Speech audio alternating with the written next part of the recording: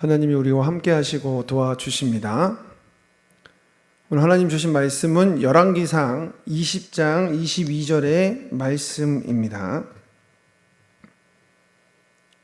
열왕기상 20장 22절의 말씀, 구약성경 552페이지를 찾으시기 바랍니다.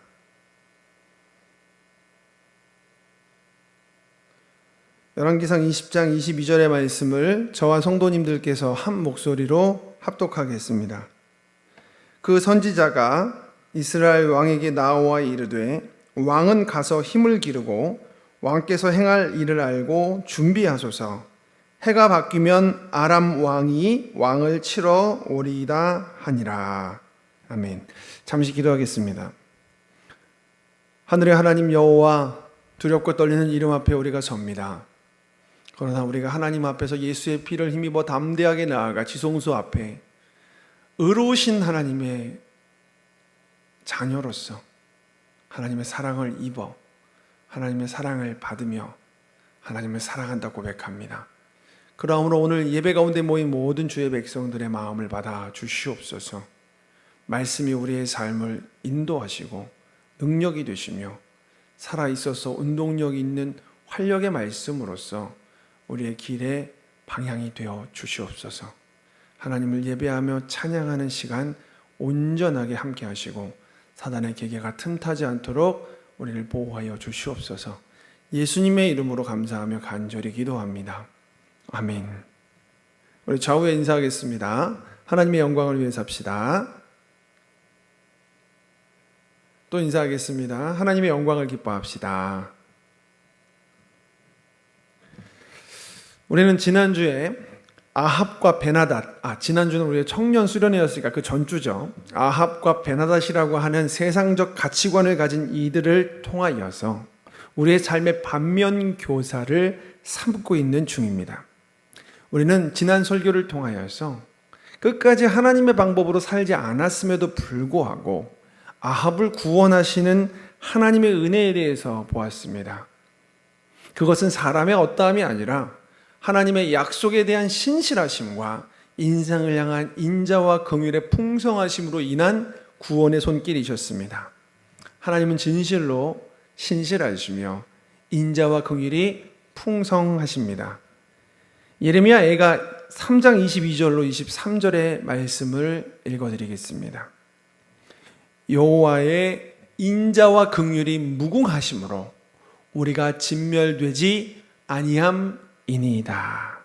아멘. 이것들이 아침마다 새로우니 주의 성실하심이 크시도소이다. 아멘.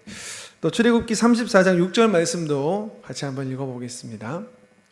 여호와께서 그의 앞으로 지나가시며 선포하시되, 여호와라 여호와라, 자비롭고 은혜롭고 노하기를 더디하시고 인자와 진실이 많은 하나님이라. 오늘 이스라엘 백성들을 향한 약속에 대한 신실하심과 인자와 긍휼의 풍성하심으로 말미암아 그들을 구원하신 하나님의 은혜가 오늘 이 자리에 계신 저와 성도님들의 삶에도 흘러넘치게 되시는 줄로 믿습니다. 믿으시는 분은 아멘 하시기 바랍니다. 아멘. 우리 하나님께 영광과 감사의 박수 올리겠습니다. 할렐루야. 자, 하나님께서는 하나님의 방법을 택하지 않았던 악한 아합 왕에도 기회를 주시고 그가 돌아오기를 기다리셨다라고 말씀을 우리가 들었습니다. 하나님께서 아합과 이 북이스라엘 백성들을 향한 본심을 이름을 알 수 없는 한 명의 선지자를 통해서 우리가 지난주 그 전에 말씀으로 들었었는데 그 내용이 열왕기상 20장 13절에 있습니다. 제가 읽어드리겠습니다. 내가 이 큰 무리를 보느냐? 내가 오늘 그들을 네 손에 넘기리니 너는 내가 여호와인 줄 알리라. 그 부분만 딱 제가 드렸었는데 자, 여기 본문의 내용들을 다 살피되 본문의 내용들 중에서 이 부분만 다시 한번 볼게요. 내가 이 큰 무리를 보느냐? 내가 오늘 그들을 내 손에 넘기리니 너는 내가 여호와인 줄 알리라. 아합 왕과 북이스라엘 백성들을 구원하신 이유는 그들이 여호와인 줄을 알게 하기 위함이셨습니다. 이것이 하나님의 본심입니다. 하나님은 그들을 포기하지 않으셨습니다. 하나님은 우리를 포기하지 않으시는 줄 믿으시기 바랍니다. 하나님은 우리 성도님들의 가족, 사랑하는 사람들을 포기하지 않으십니다.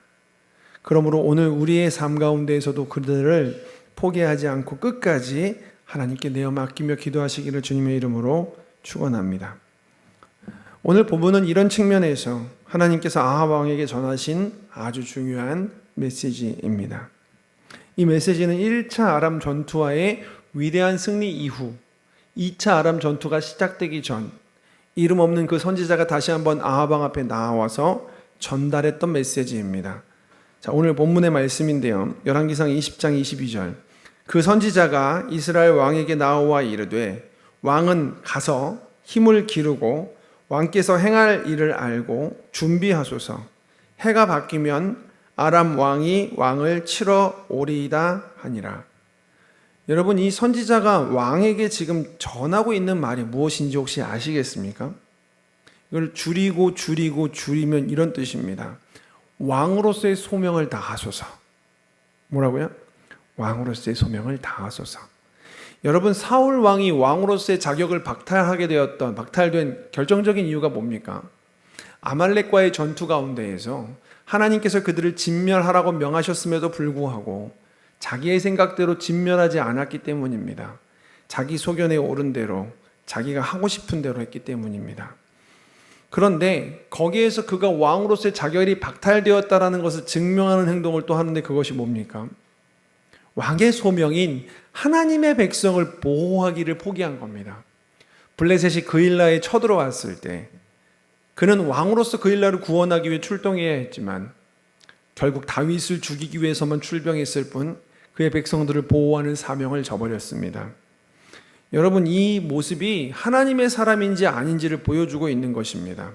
반대로 다윗은 자기 코가 석자였음에도 불구하고 그일라를 구원하기 위해서 출병하지 않습니까? 오늘 본문 말씀에 하나님의 선지자가 아합 왕에게 하는 말이 뭡니까? 너는 너의 왕으로서의 소명을 다하라. 즉 이제 너의 자리로 돌아오라는 것입니다. 뭐라고요? 다시 한번 같이 말해보겠습니다. 이제 너의 자리로 돌아오라. 여러분, 결국 내 백성이 되라.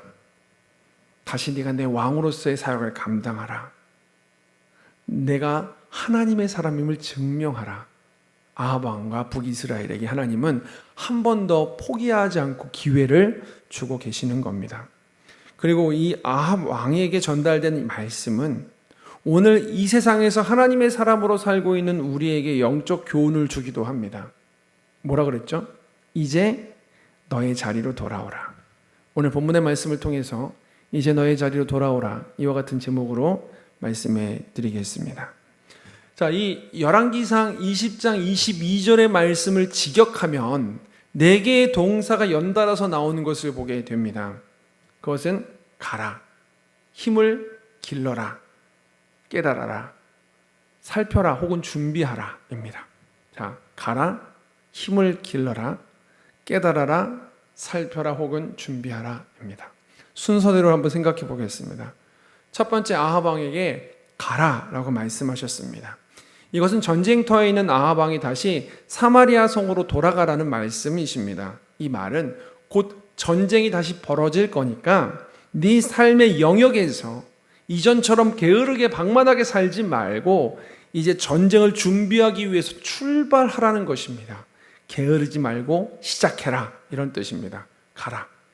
여러분, 신앙은 게으름과의 싸움입니다. 사실 삶도 게으름과의 싸움이죠. 지금은 돌아가신 한국의 일대 신학자 고 박윤선 목사님은 다음과 같이 말씀하셨습니다. 내일은 나의 날이 아니다. 오늘이 나의 날이다. 나는 늘 이 하루가 마지막 날인 것처럼 살았다. 공감이 되십니까? 감리교의 창시자이자 위대한 신앙의 거장이었던 존 웨슬리는 평생을 사역기간 가운데 하루에 2시간에서 길게는 4시간을 설교를 하면서 살았다고 합니다. 그래서 그의 설교가 총 4,000편 정도가 된다고 합니다. 대단하죠. 뿐만 아니라 그는 매일 신앙생활을 치열하게 살아서 삶의 모범을 보여서 성결한 삶이 무엇인지를 보여주었고, 그의 인생 가운데 약 200여 편의 책을 저술하는 활동까지 했습니다. 그뿐만이 아니라 그가 전도하면서 다녔던 거리를 계산하면 지구를 약 10바퀴 반 정도를 걸어야 된다고 합니다. 도대체 어떤 삶을 살았는지 우리가 한번 스스로를 돌아보게 만드는 것 같습니다. 여러분, 우리도 영적인 전장을 살아가고 있습니다.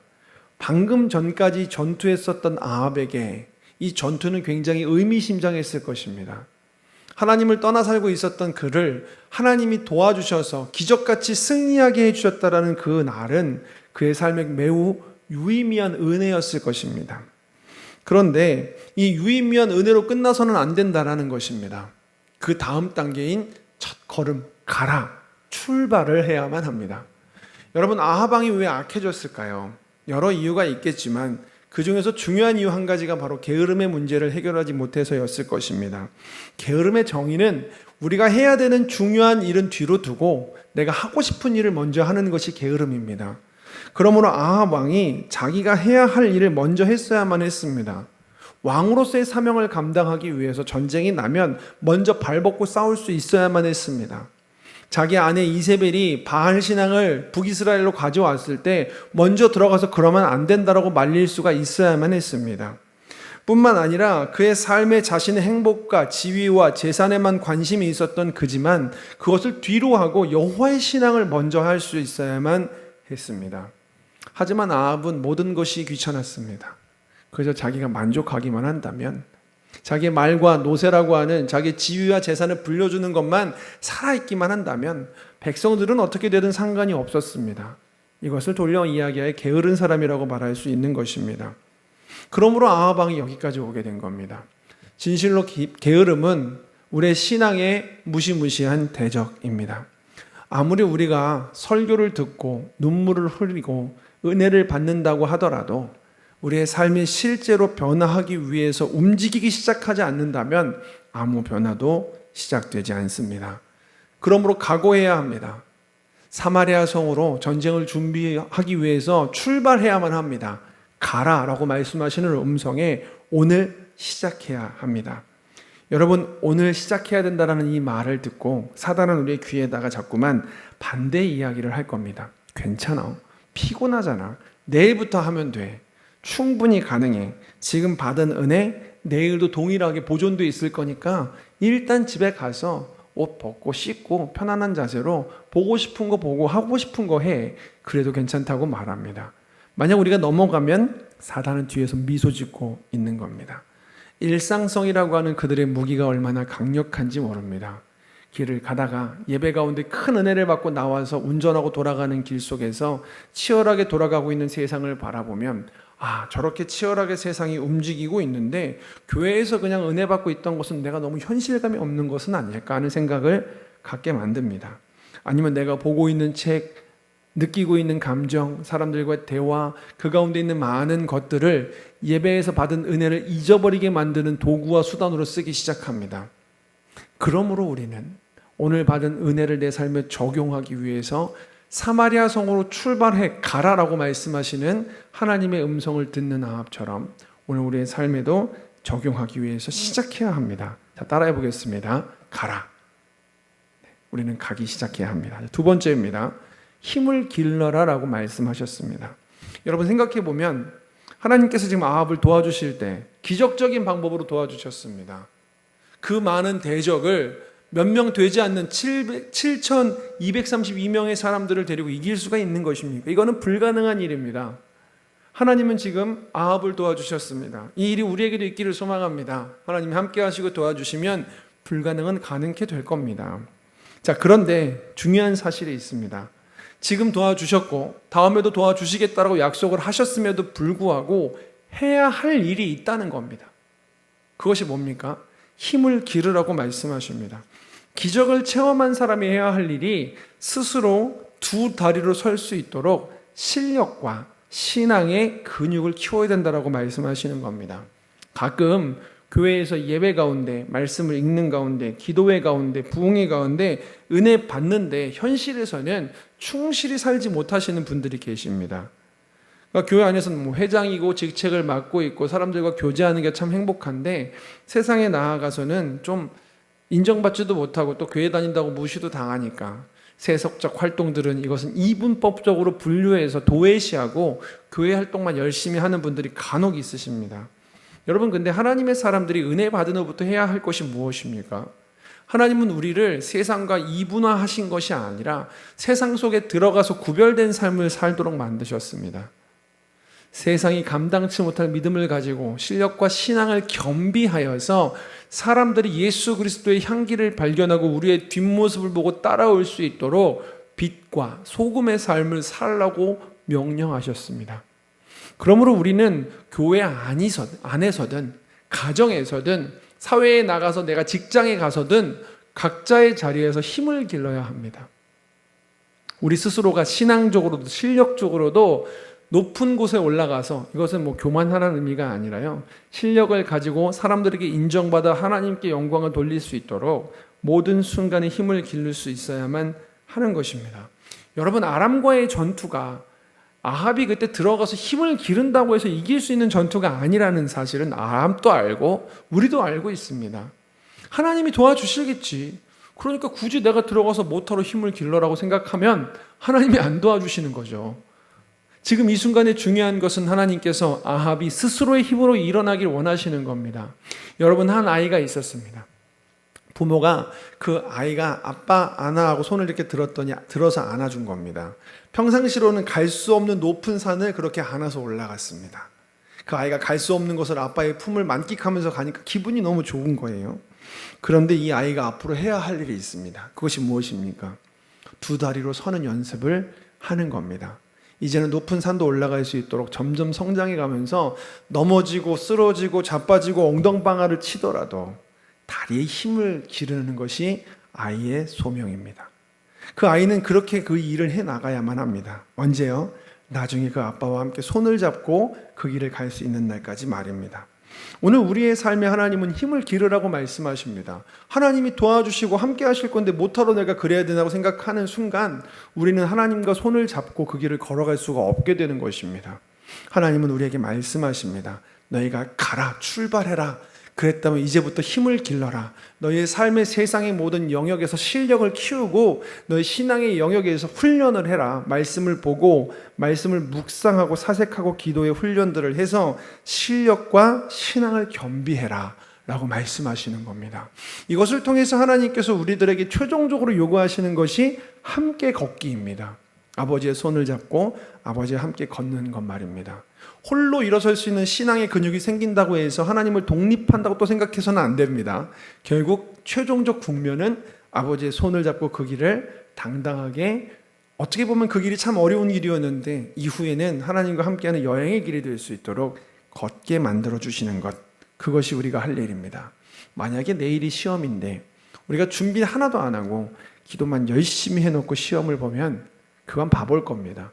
근데 더 바보는 그렇게 해서 시험을 봤는데 결과가 좋지 못하다고 하나님을 원망하면 정말 바보 중에도 상바보겠죠. 우리는 실력과 신앙을 겸비하여서 하나님과 함께 손을 잡고 같이 걸어갈 수 있어야 할 것입니다. 세 번째로 깨달아라입니다. 왕은 왕의 할 일을 알아야 합니다. 여러분, 어떻게 보면 이게 지금 아합 왕에게, 그리고 우리들에게 제일 중요한 포인트일 것 같습니다. 왕이 행할 일을 알라라고 얘기하셨는데요, 굳이 풀어서 얘기하면 이런 겁니다. 이 일이 너에게 왜 왔으며 이제 네가 어떻게 해야 되는지 알라는 것입니다. 여러분, 이 일이 왜 왔습니까? 이스라엘 백성들이 하나님의 백성의 사명을 저버렸기 때문에, 아합 왕이 왕으로서의 사명을 저버렸기 때문에 이 일이 온 것 아닙니까?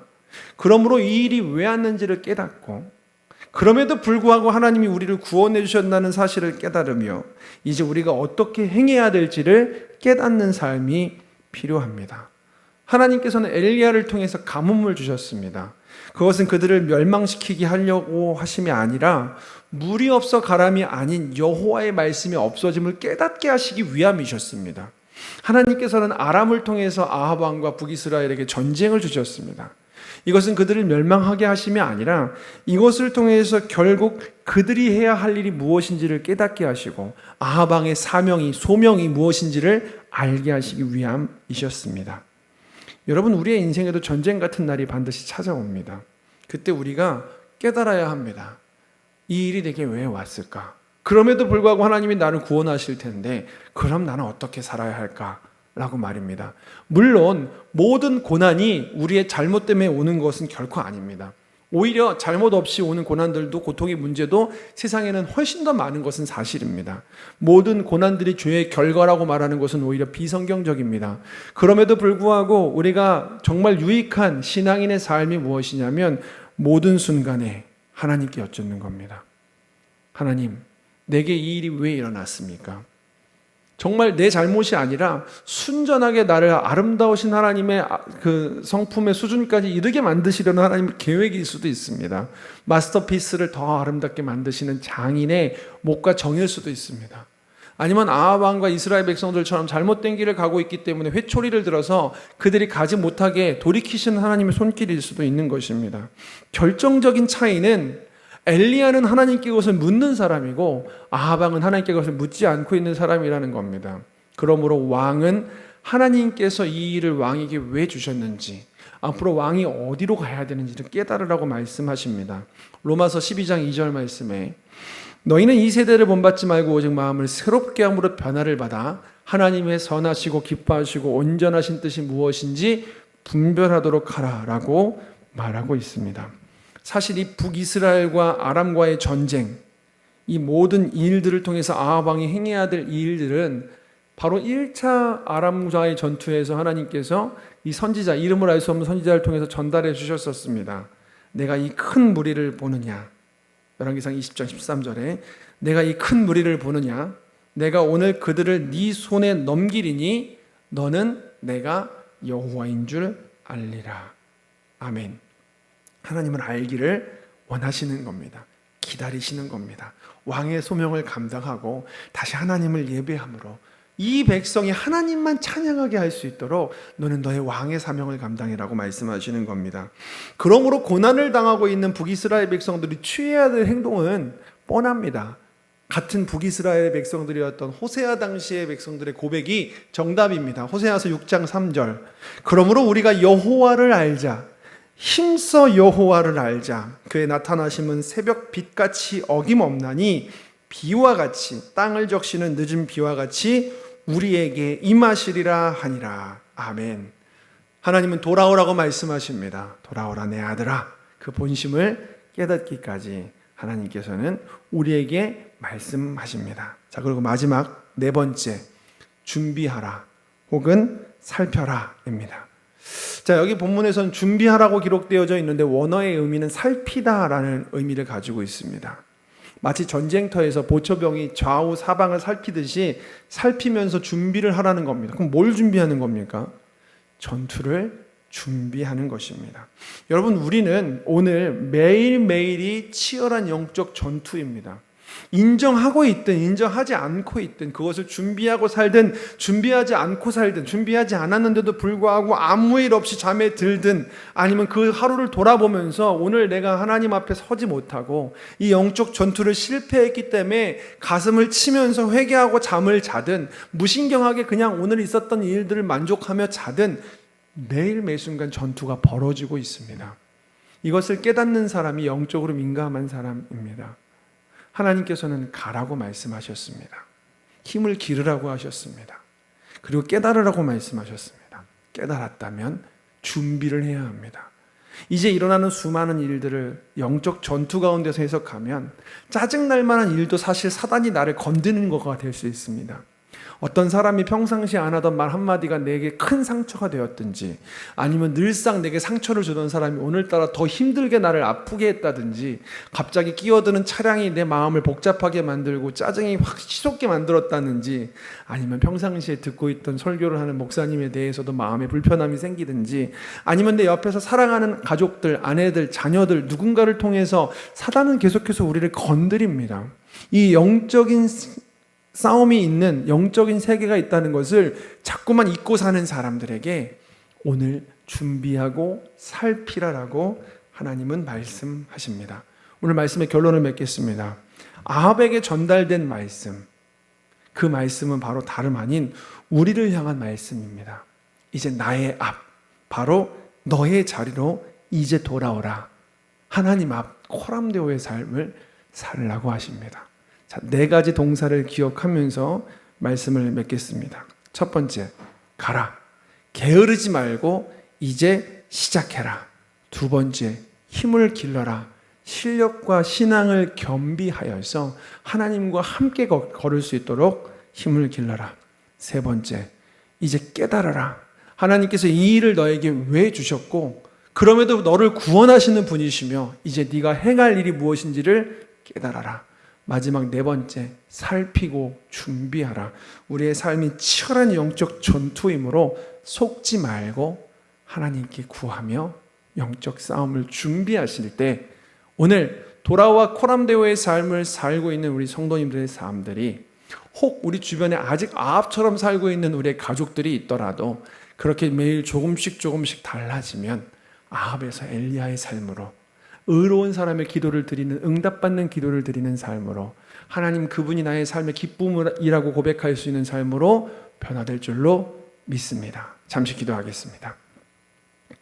거룩하신 아버지 하나님 감사합니다. 우리의 삶에 하나님이 부어주신 은혜를 깨달아 알기를 소망합니다.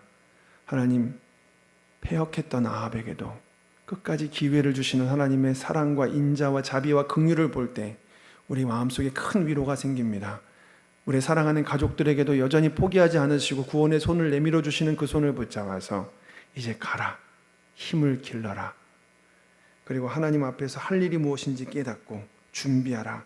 말씀하시는 그 음성이 내게 주시는 음성이 되게 하여 주시고 우리 가족들을 향한 음성이 되게 하여 주시옵소서. 예수님의 이름으로 감사하며 간절히 기도합니다. 아멘. 축도하겠습니다. 이제는 우리 주 예수 그리스도의 은혜와 하나님 아버지의 극진하신 사랑과 성령님의 교통, 감화, 감동하시는 역사가 이제 나의 자리로 돌아오기를 소망하는 이 자리에 모든 주의 백성들 머리 위에 영혼까지 함께 하옵시기를 간절히 축원합니다. 아멘. 이 시간 다 함께 우리가 늘 나누던 기도 제목들과 가지고 계신 기도 제목을 놓고 소리내서 간절히 기도하신 후에 돌아가실 때는 새벽 기도와 마찬가지로 원하시는 시간에 각자의 처소로 돌아가시겠습니다. 이 시간 다 함께 소리내서 간절히 기도하겠습니다.